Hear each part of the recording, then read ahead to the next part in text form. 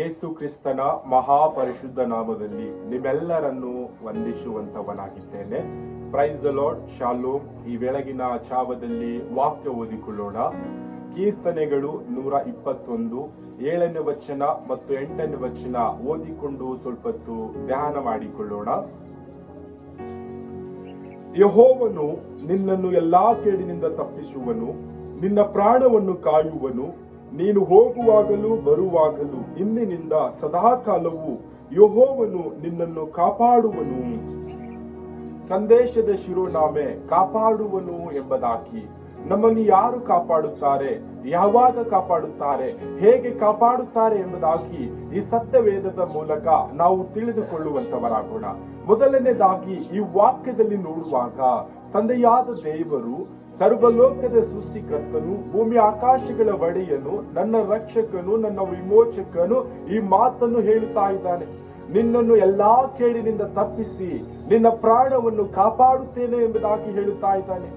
ನೀನು ಹೋಗುವಾಗಲೂ ಬರುವಾಗಲೂ ಇಂದಿನಿಂದ ಸದಾ ಕಾಲವು ನಿನ್ನನ್ನು ಕಾಯುತ್ತೇನೆ ಎಂಬುದಾಗಿ ಸರ್ವಲೋಕದ ಸೃಷ್ಟಿಕರ್ತನು ನನ್ನ ತಂದೆಯಾದ ದೇವರು ಹೇಳುತ್ತಾ ಇದ್ದಾನೆ. ನಾವು ಈ ಲೋಕದಲ್ಲಿ ಜೀವಿಸುವಾಗ ನಮಗೆ ಅನೇಕ ಕೇಡುಗಳು ಬರುತ್ತವೆ, ಅನೇಕ ರೀತಿಯಾದಂತ ಬಂಧನಗಳು ಬರುತ್ತವೆ, ಅನೇಕ ರೀತಿಯಾದಂತ ವೇದನೆಗಳು ನಮಗೆ ಬರುವಂತದಾಗಿದೆ. ಎಲ್ಲದರಿಂದಲೂ ತಪ್ಪಿಸಿ ನಮ್ಮನ್ನು, ನಮ್ಮ ಪ್ರಾಣವನ್ನು ಕಾಪಾಡುತ್ತೇನೆ ಎಂಬುದಾಗಿ ತಂದೆಯಾದ ದೇವರು ಹೇಳುತ್ತಾ ಇದ್ದಾನೆ. ನಾವು ಮಾಡಬೇಕಾದ ಕೆಲಸ ಏನಿದೆ ಎಂಬುದಾಗಿ ನೋಡುವಾಗ ತಂದೆಯಾದ ದೇವರನ್ನು ನಾವು ಆತುಕೊಂಡು ಈ ಲೋಕದಲ್ಲಿ ಜೀವಿಸುವಂತವರಾಗಬೇಕು. ಈ ಸತ್ಯವೇದವನ್ನು ನಾವು ಪ್ರತಿನಿತ್ಯವೂ ಅನುಸರಿಸುವಂತವರಾಗಬೇಕು. ಇದರಲ್ಲಿರ್ತಕ್ಕಂಥ ಎಲ್ಲ ಆಜ್ಞೆಗಳನ್ನು ನಾವು ಕೈಕೊಂಡು ನಡೆಯುವಂತವರಾಗಬೇಕು. ಆವಾಗ ನಾವು ಈ ಲೋಕದಲ್ಲಿ ಜೀವಿಸುವಾಗ ನಮಗೆ ಬರ್ತಕ್ಕಂಥ ಎಲ್ಲಾ ಕೇಡುಗಳಿಂದಲೂ ನಮ್ಮ ಪ್ರಾಣವನ್ನು ತಪ್ಪಿಸಿ ಕಾಪಾಡುತ್ತಾರೆ. ನಾವು ಹೋಗುವಾಗಲೂ ಬರುವಾಗಲೂ ಪ್ರತಿನಿತ್ಯವೂ ನಮ್ಮ ಜೊತೆಗಾರನಾಗಿದ್ದು ನಮ್ಮನ್ನು ಕಾಯುವಾತನಾಗಿದ್ದಾನೆ. ನಾವು ಈ ಒಂದು ದಿನದಲ್ಲಿ ನಮ್ಮನ್ನೇ ನಾವು ಪರೀಕ್ಷೆ ಮಾಡಿಕೊಳ್ಳೋಣ. ಈ ದಿನದಲ್ಲಿ ಈ ವಾಕ್ಯ ನಾವು ತಿಳಿದುಕೊಂಡಿದ್ದೇವೆ. ನಮ್ಮನ್ನು ಕಾಯುವಾತನು, ನಮ್ಮ ಪ್ರಾಣವನ್ನು ಕಾಯುವಾತನು, ನಮ್ಮನ್ನು ಪ್ರತಿನಿತ್ಯವೂ ನೋಡುವಾತನು ತಂದೆಯಾದ ದೇವರಿದ್ದಾನೆ. ನಮ್ಮನ್ನು ರಕ್ಷಿಸುತ್ತಾನೆ, ನಮ್ಮನ್ನು ಕಾಪಾಡುತ್ತಾನೆ, ನಮ್ಮ ಪ್ರಾಣವನ್ನು ಕಾಯುತ್ತಾನೆ. ನಾವು ಆತನಲ್ಲಿ ಮೊರೆ ಹೋಗುತ್ತವರಾಗಿ ಈ ಲೋಕದಲ್ಲಿ ನಾವು ಜೀವಿಸುವಂತವರಾಗೋಣ.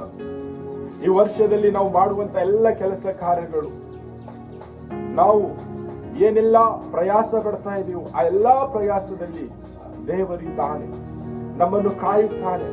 ನಮಗೆ ಏನೇ ಕೇಡು ಸಂಭವಿಸಿದರೂ ಆ ಕೇಡಿನಿಂದ ನಮ್ಮನ್ನು ತಪ್ಪಿಸಿ ನಮ್ಮ ಪ್ರಾಣವನ್ನು ಕಾಯುತ್ತಾನೆ. ಈ ಒಂದು ದಿನದಲ್ಲಿ ಉದಾಹರಣೆ ನೋಡುವುದಾದರೆ, ಈ ಲೋಕದ ಜನರು ನಮ್ಮ ಕೇಡಿನಲ್ಲಿ, ನಮಗೆ ಸಂಭವಿಸುವ ಕಷ್ಟಗಳಲ್ಲಿ ನಮಗೆ ಬಂದು ಯಾರು ಸಹಾಯ ಮಾಡುವುದಿಲ್ಲ, ನಮ್ಮ ಜೊತೆಗಾರನಾಗಿ ಯಾರು ನಿಂತುಕೊಳ್ಳುವುದಿಲ್ಲ. ಆದರೆ ಭೂಮಿ ಆಕಾಶಗಳ ಒಡೆಯನು, ಸರ್ವಲೋಕದ ಸೃಷ್ಟಿಕರ್ತನು, ತಂದೆಯಾದ ದೇವರು ನನ್ನ ಕೇಡಿನಲ್ಲಿದ್ದು ನನ್ನ ಪ್ರಾಣವನ್ನು ಕಾಪಾಡುತ್ತೇನೆಂಬುದಾಗಿ ವಾಗ್ದಾನ ಮಾಡ್ತಾ ಇದ್ದಾನೆ. ಇಂದಿನಿಂದ ಹೋಗುವಾಗಲೂ ಬರುವಾಗಲೂ ಪ್ರತಿ ಕ್ಷಣವು ನಿನ್ನೊಟ್ಟಿಗೆ ಇದ್ದು ನಿನ್ನನ್ನು ಕಾಯುತ್ತೇನೆ ಎಂಬುದಾಗಿ ವಾಗ್ದಾನ ಮಾಡ್ತಾ ಇದ್ದಾನೆ. ಆ ವಾಗ್ದಾನವನ್ನು ನಾವು ಬಲವಾಗಿ ಹಿಡಿದುಕೊಂಡು, ನಮ್ಮನ್ನು ಕಾಪಾಡುವಾತನಲ್ಲಿ ನಾವು ಇದ್ದುಕೊಂಡು, ನಮ್ಮನ್ನು ಕಾಯುವಾತನಲ್ಲಿ ನಾವು ಇದ್ದುಕೊಂಡು ಈ ಲೋಕದಲ್ಲಿ ನಾವು ಜೀವಿಸುವಂತವರಾಗೋಣ. ಈ ಒಂದು ಸುಂದರ ಸಮಯವಾಗಿದೆ. ಇನ್ನು ಯಾರೆಲ್ಲ ನಮ್ಮನ್ನು ಕಾಪಾಡುವಾತನಲ್ಲಿ ಇಲ್ಲವೋ, ನಮ್ಮನ್ನು ರಕ್ಷಿಸುವಾತನಲ್ಲಿ ಇಲ್ಲವೋ, ಇನ್ನು ಯಾರೆಲ್ಲ ನಮ್ಮನ್ನು ಕಾಯುವಾತನಿಲ್ಲವೋ ಈ ಲೋಕದಲ್ಲಿ ಜೀವಿಸುತ್ತಾ ಇರುವುದಾದರೆ ಈ ಒಂದು ಸಮಯದಲ್ಲಿ ಸುಂದರ ಸಮಯವಾಗಿದೆ. ಈ ಸತ್ಯವೇದದ ಮೂಲಕ ನಾವು ತಿಳಿದುಕೊಂಡಿದ್ದೇವೆ ನಮ್ಮ ಪ್ರಾಣವನ್ನು ಯಾರು ಕಾಪಾಡುತ್ತಾರೆ, ನಾವು ಹೋಗೋಣ ಬರಣಗಳಲ್ಲಿ ನಮ್ಮನ್ನು ಯಾರು ಕಾಯುತ್ತಾರೆ. ನಾವು ಸತ್ಯವೇದದ ಮೂಲಕ ಸ್ಪಷ್ಟವಾಗಿ ತಿಳಿದುಕೊಂಡಿದ್ದೇವೆ. ನಮ್ಮನ್ನು ಕಾಯುವಾತನಲ್ಲಿದ್ದುಕೊಂಡು, ನಮ್ಮ ಪ್ರಾಣವನ್ನು ಕಾಪಾಡುವಾತನಲ್ಲಿದ್ದುಕೊಂಡು ಈ ಲೋಕದಲ್ಲಿ ನಾವು ಜೀವಿಸುವಂತವರಾಗೋಣ. ಈ ಒಂದು ದಿನದಲ್ಲಿ ಈ ವಾಕ್ಯದ ಮುಂದೆ ನಮ್ಮನ್ನೇ ನಾವು ತಗ್ಗಿಸಿಕೊಳ್ಳೋಣ.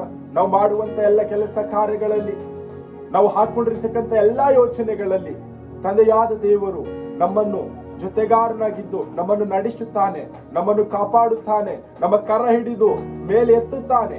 ನಾವು ಭರವಸೆಯಿಂದ ಈ ಲೋಕದಲ್ಲಿ ಜೀವಿಸುವಂತವರಾಗೋಣ. ನಾವಷ್ಟೇ ನಮ್ಮನ್ನು ಕಾಪಾಡುವಾತನಲ್ಲಿದ್ದುಕೊಂಡು, ನಾವಷ್ಟೇ ನಮ್ಮನ್ನು ಕಾಯುವಾತನಲ್ಲಿದ್ದುಕೊಂಡು ಜೀವಿಸಿದ ಹಾಗೆ ಇನ್ನು ಈ ಲೋಕದಲ್ಲಿ ಅನೇಕ ಜನರು ರಕ್ಷಣೆ ಇಲ್ಲದೆ ಜೀವಿಸುತ್ತಾ ಇದ್ದಾರೆ. ಇನ್ನು ಅನೇಕ ಜನರು ಸೋಲಿನ ಜೀವಿತವನ್ನು ಜೀವಿಸುತ್ತಾ ಇದ್ದಾರೆ. ಇನ್ನು ಅನೇಕ ಜನರು ಬಿದ್ದಂತ ಜೀವಿತವನ್ನು ಏಳಲಿಕ್ಕೆ ಆಗದೆ ರೀತಿಯಲ್ಲಿ ಜೀವಿಸುತ್ತಾ ಇದ್ದಾರೆ. ಆ ಎಲ್ಲ ಮಕ್ಕಳಿಗೆ ಈ ಸತ್ಯವೇದವನ್ನು ತಿಳಿಸುತ್ತಾ ಅವರಿಗೆ ಕಾಪಾಡುವಾತನೊಬ್ಬನಿದ್ದಾನೆ. ನಿಮ್ಮನ್ನು ಎಲ್ಲಾ ಕೇಡಿನಿಂದ ತಪ್ಪಿಸಿ ನಿಮ್ಮ ಪ್ರಾಣವನ್ನು ಕಾಯುವಾತನೊಬ್ಬನಿದ್ದಾನೆ. ನೀವು ಹೋಗುವಾಗಲೂ ಬರುವಾಗಲೂ ನಿಮ್ಮನ್ನು ಕಾಯುವಾತನೊಬ್ಬನಿದ್ದಾನೆ ಎಂಬುದಾಗಿ ನಾವು ಈ ಸತ್ಯವೇದವನ್ನು ತಿಳಿಸಿ ಹೇಳುತ್ತಾ, ಯೇಸು ಕ್ರಿಸ್ತನ ಪ್ರೀತಿಯನ್ನು ಹೇಳುತ್ತಾ, ಈ ಲೋಕದಲ್ಲಿ ಪ್ರತಿ ಒಬ್ಬೊಬ್ಬರು ರಕ್ಷಣೆ ಹೊಂದಿಕೊಳ್ಳಬೇಕು, ಪ್ರತಿ ಒಬ್ಬೊಬ್ಬರ ಪ್ರಾಣವನ್ನು ಕಾಪಾಡಲ್ಪಡಬೇಕು, ಪ್ರತಿಯೊಬ್ಬರ ಹೋಗೋಣ ಬರೋಣ ಪ್ರಯಾಣದಲ್ಲಿ ತಂದೆಯಾದ ದೇವರು ಅವರನ್ನು ಕಾಯುವಾತನಾಗಿದ್ದಾನೆ ಎಂಬುದಾಗಿ ನಾವು ತಿಳಿಸಿ ಹೇಳುತ್ತಾ ಈ ಲೋಕದಲ್ಲಿ ಜೀವಿಸುವಂತವರಾಗೋಣ. ಕರ್ತನು ಈ ವಾಕ್ಯ ನಮ್ಮೆಲ್ಲರ ಆತ್ಮೀಯವಾಗಿ ಆಶೀರ್ವದಿಸಲಿ. ಆಮೆನ್.